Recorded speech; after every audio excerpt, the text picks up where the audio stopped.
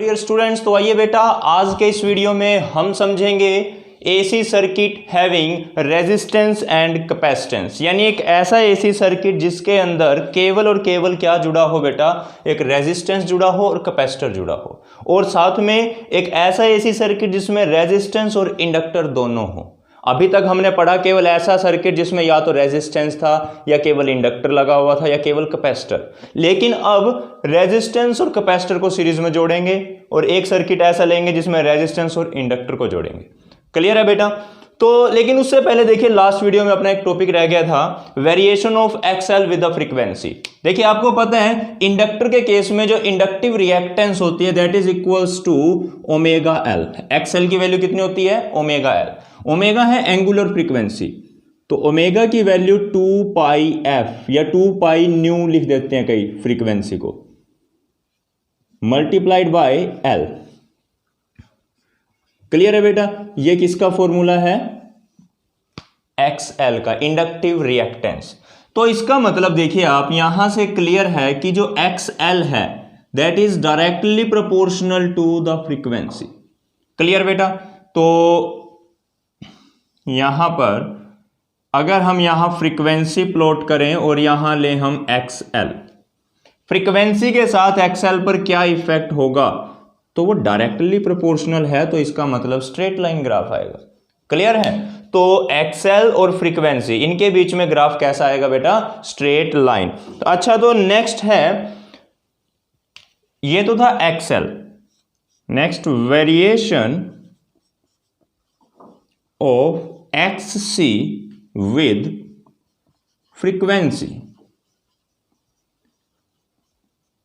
मतलब बेटा जो कैपेसिटिव रिएक्टेंस है एक्स सी, ये इंडक्टिव रिएक्टेंस थी और ये होती है कैपेसिटिव रिएक्टेंस, इसका फ्रीक्वेंसी के साथ वेरिएशन हमने डिस्कस करना। देखिए X C is equals to 1 upon omega C. X C की वैल्यू कितनी है? 1 अपॉन ओमेगा सी, और ओमेगा की वैल्यू कितनी है? That is 2 pi into frequency और कैपेसिटेंस। तो यहां से बेटा क्लियर है आपको कि X C is inversely proportional to the frequency. Clear? इसीलिए जो हमारा ग्राफ है यहां पर देखिए आप,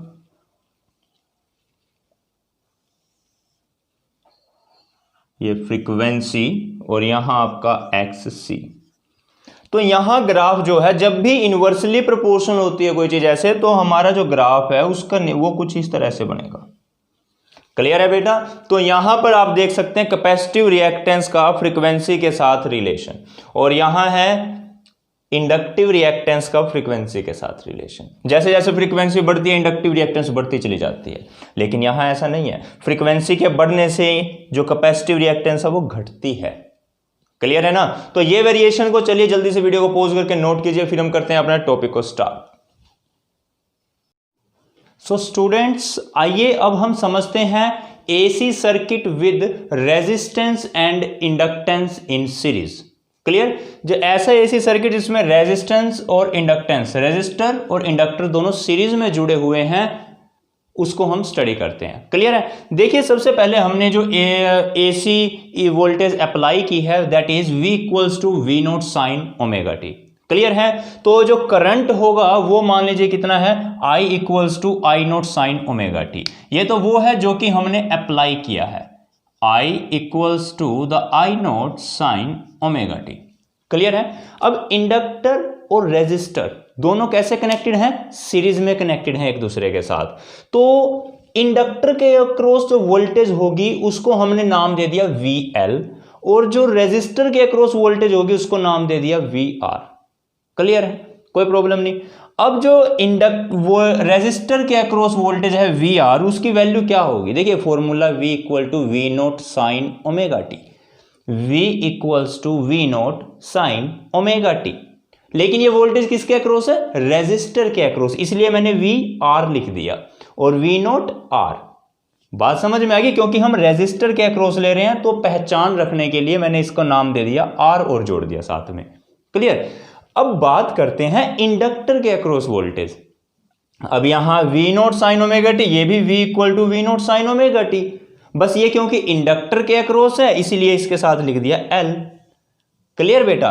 तो ये आ गई मेरी रेजिस्टर के अक्रॉस, यानी कि इसके अक्रॉस जो वोल्टेज है वो, और इधर ये इंडक्टर के अक्रॉस जो वोल्टेज है वो ये आ चुकी है अपने पास, वी आर और वी एल। क्लियर है बेटा? समझ में आया? तो चलिए अब एक काम करते हैं, इसको हम फेजर डायग्राम बनाते हैं। क्या बनाते हैं? फेजर डायग्राम, जहां पर इंडक्टर भी हो और रेजिस्टर भी हो। तो देखिए,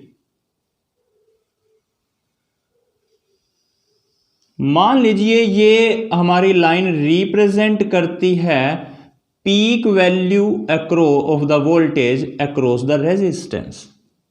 क्लियर है? वी नोट आर को रिप्रेजेंट करती है, यानी वोल्टेज अक्रॉस द रेजिस्टर को रिप्रेजेंट करती है ये लाइन। रेजिस्टर में करंट और वोल्टेज में कोई फेस डिफरेंस नहीं होता, तो इसका मतलब करंट भी इसी लाइन पे आएगा, करंट भी यहीं पर आएगा और वोल्टेज भी यहीं पर आएगी, क्योंकि दोनों में कोई फेस डिफरेंस नहीं होता in case of the resistance. बात समझ में आई? तो बात करते हैं इंडक्टर की।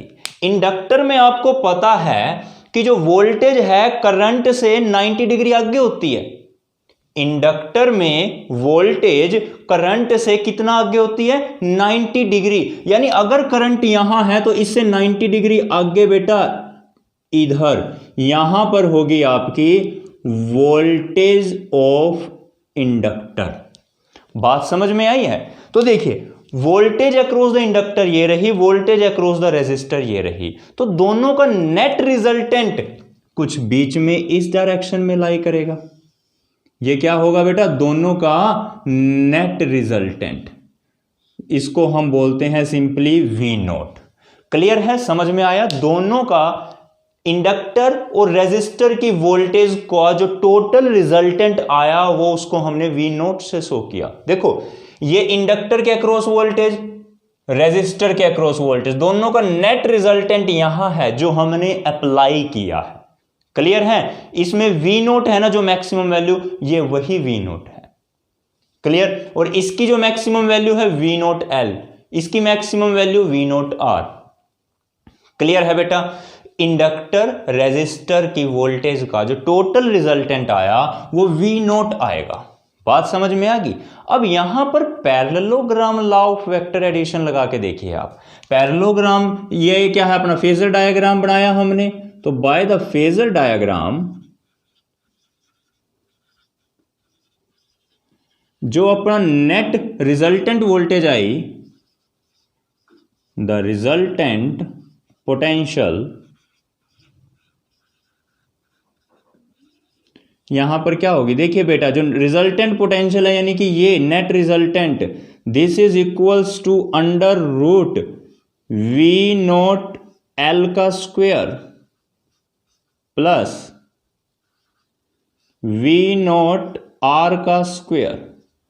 देखिए यहां पर कैसे किया मैंने, आपको पता है ना, मान लीजिए ये वेक्टर ए है, ये वेक्टर बी, तो दोनों का नेट रिजल्टेंट क्या होता है? आपने +1 क्लास में पढ़ा पैरेललोग्राम लॉ में, A square plus B square plus 2ab cos theta, यही पढ़ा है ना। थीटा क्या है? यहां पर इन दोनों के बीच का एंगल 90 डिग्री है, ये कोस 90 जीरो हो जाएगा, तो इसको इग्नोर कर दो, तो केवल ये बचा ना अंडर रूट ए स्क्वायर प्लस बी स्क्वायर, तो इसी वजह से मैंने यहां पर ये लिखा है। ठीक है? अब वी नोट एल का स्क्वायर, इसकी वैल्यू क्या होगी? देखिए बेटा,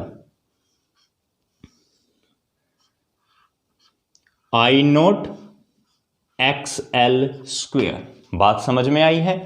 आई नोट वी नोट एल की वैल्यू आई नोट एक्स एल, स्क्वायर है तो हमने यहां भी स्क्वायर लगाया, प्लस वी नोट आर की वैल्यू क्या है? आई नोट आर, इसका स्क्वायर है तो हम भी यहां पर क्या करेंगे? स्क्वायर लगाएंगे। बात समझ में आई है? तो बेटा इसको जब हम सोल्व करेंगे तो देखिए, इसका स्क्वायर करेंगे तो आई नोट का स्क्वायर, एक्सएल का स्क्वायर करेंगे तो एक्सएल स्क्वायर, प्लस इसका स्क्वायर किया हमने तो आई नोट स्क्वायर, आर का स्क्वायर किया तो आर स्क्वायर। बात समझ में आई है बेटा? यहां से आई नोट स्क्वायर कॉमन, तो देखिए V naught is equals to under root I naught square common XL square plus R का square. Clear.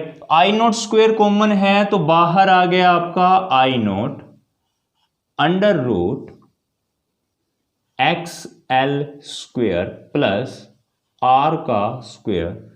This value is equals to the V note.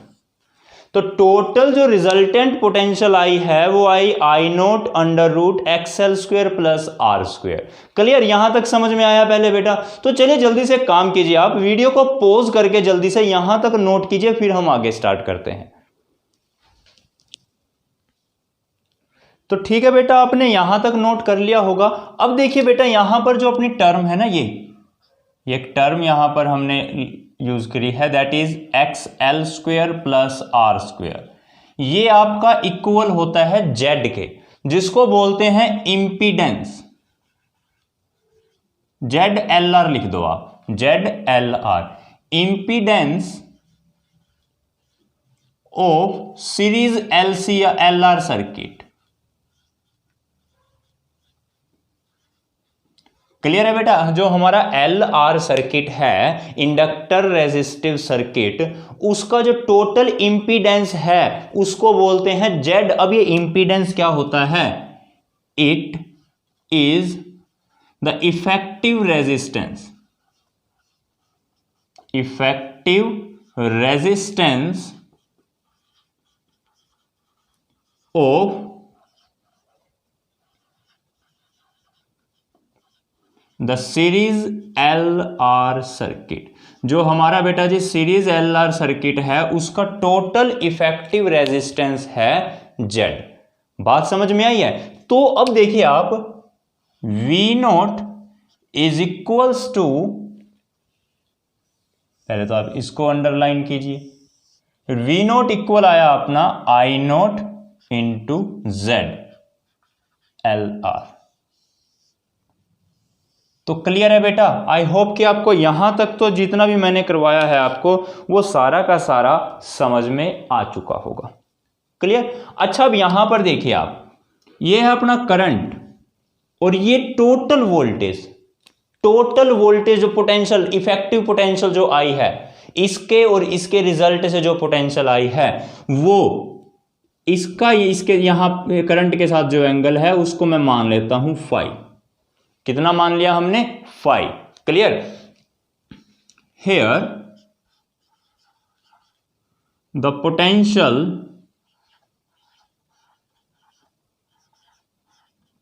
Leeds, potential क्या कर रही है? लीड कर रही है किसको? द करंट को। पोटेंशियल लीड्स द करंट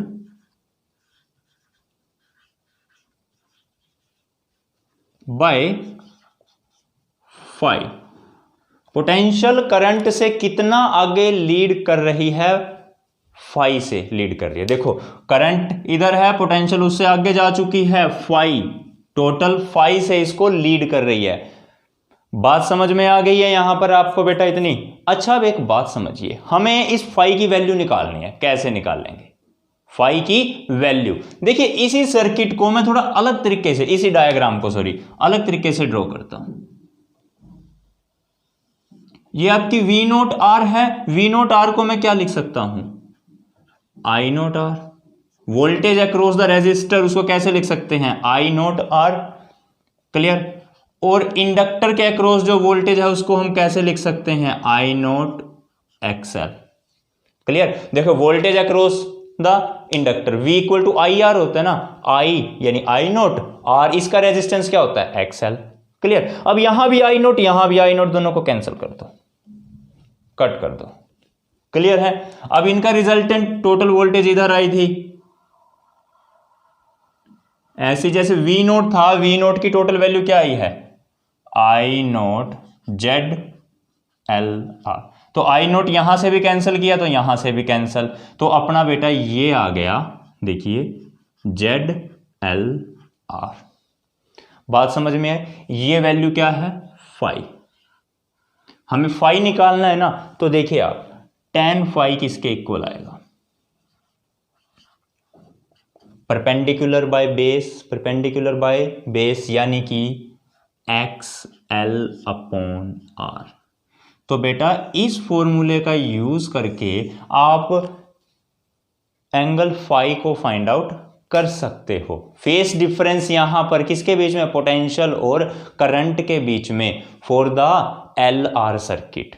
तो बेटा ये आई होप कि आपको समझ में आ चुका। देखिए रेजिस्टेंस और इंडक्टर है ना, तो इसको R और इसको L यानी कि RL सर्किट भी बोल देते हैं या LR सर्किट भी बोल देते हैं।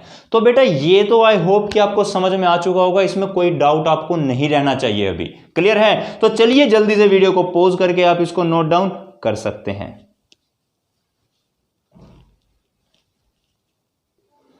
तो चलिए बेटा अब हम स्टार्ट करते हैं AC circuit with resistance and capacitance in series. एक ऐसा एसी सर्किट जिसमें रेजिस्टर और कैपेसिटर सीरीज में कनेक्टेड हैं, बिल्कुल जैसे हमने लास्ट टॉपिक किया, सेम टू सेम ये टॉपिक भी है। देखिए V = V0 sin omega t हमारी अप्लाइड पोटेंशियल है, तो करंट कितना होगा सर्किट में, I = I0 sin omega t। Clear? इसके अक्रॉस वोल्टेज VR, कैपेसिटर के अक्रॉस वोल्टेज VC। क्लियर? वहां बस L था, यहां C है, और कुछ नहीं है, कोई फर्क नहीं है। तो VC की वैल्यू क्या होगी, V0 sin omega t। V = V0 sin omega t, capacitor के लिए है तो C लगा दिया। V = V0 sin omega t, resistance के लिए है तो R लगा दिया। क्लियर है? तो अब देखिए ये V0 R की वैल्यू क्या होती है, V = IR होता है ना, I0 R। ऐसे ही कैपेसिटर के अक्रॉस वोल्टेज IR होता है ना, रेजिस्टेंस, कैपेसिटर का रेजिस्टेंस क्या होता है, XC। क्लियर? तो ये लिख दिया हमने, कैपेसिटिव रिएक्टेंस। क्लियर है ना? बस सिंपल है बेटा। अब यहां पे हम फेजर डायग्राम बनाएंगे। देखिए रेजिस्टेंस और करंट के बीच में फेज डिफरेंस 0 होता है, तो रेजिस्टेंस और करंट के लिए तो सेम लाइन से इनको रिप्रेजेंट करेंगे। क्लियर? अब आपको पता है कि कैपेसिटर में जो वोल्टेज है करंट से 90 डिग्री पीछे रहती है, 90 डिग्री पीछे। तो ये 90 डिग्री पीछे इधर voltage of the capacitor I, capacitor के अक्रॉस जो वोल्टेज है वो 90 डिग्री पीछे आ चुकी है। क्लियर है ना? तो अच्छा अब देखिए यहां से वही सेम जो हमने पहले रूल किया था, ये कैपेसिटर की वोल्टेज, ये रेजिस्टर की वोल्टेज, टोटल रिजल्टेंट बीच में आएगा V0। कैसे निकाल लेंगे, A² + B², रेजिस्टर की वोल्टेज का स्क्वायर प्लस कैपेसिटर की वोल्टेज का स्क्वायर। अब इनकी वैल्यू यहां से I0 R और I0 XC, I0 R I0 XC put कर दी वैल्यू। क्लियर? जैसे पीछे सोल्व किया था, I0 बाहर आ गया कॉमन होकर के, अंदर बचेगा XC + R स्क्वायर इनका। क्लियर है? अब ये जो वैल्यू है इसको यहां पर Z, इसको भी Z बोलेंगे, इंपीडेंस ऑफ द सर्किट, यानी कि इंपीडेंस क्या होता है, total effective resistance of the circuit. बिल्कुल जैसे हमने इंडक्टर वाला टॉपिक किया था, सेम टू सेम कैपेसिटर वाला टॉपिक भी है ये। क्लियर है? डायरेक्टली हमने इसको इजीली निकाल सकते हैं। तो V0 I0 इसको हम क्या बोल देंगे, ZRC, मतलब कि रेजिस्टेंस और कैपेसिटेंस वाले सर्किट का इंपीडेंस। ये कई बुक में सिंपल डायरेक्ट Z भी लिख देते हैं, कोई प्रॉब्लम नहीं। ठीक है? तो ये वैल्यू आ गई बेटा। अब वही रेजिस्टर वाली की वोल्टेज है ना, तो ये अगर इस लाइन को मैं रेजिस्टेंस से रिप्रेजेंट करूं और इसको कैपेसिटिव रिएक्टेंस से, कैपेसिटर के लिए है ना तो XC। क्लियर? टोटल वोल्टेज थी, यहां टोटल रेजिस्टेंस, एंगल फाई, ये भी एंगल फाई।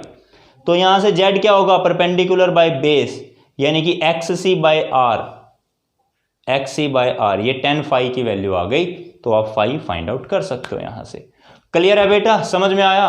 देखिए ये मैंने ज़्यादा फास्टली करवा दिया क्योंकि इस इंडक्टर वाला आपको इजीली समझ में आ गया था, सेम टू सेम कॉपी है उसकी ये। क्लियर है ना? तो बस यहां पर एक बात याद रखना, आपको पता ही है XC की वैल्यू 1/ωc होती है। कितनी होती है XC की वैल्यू, 1/ωc, ये आपको पहले बता चुके हैं। क्लियर है ना? XL की वैल्यू ωL होती है डायरेक्ट। तो चलिए वीडियो को पॉज करके आप इसको नोट डाउन कर सकते हैं।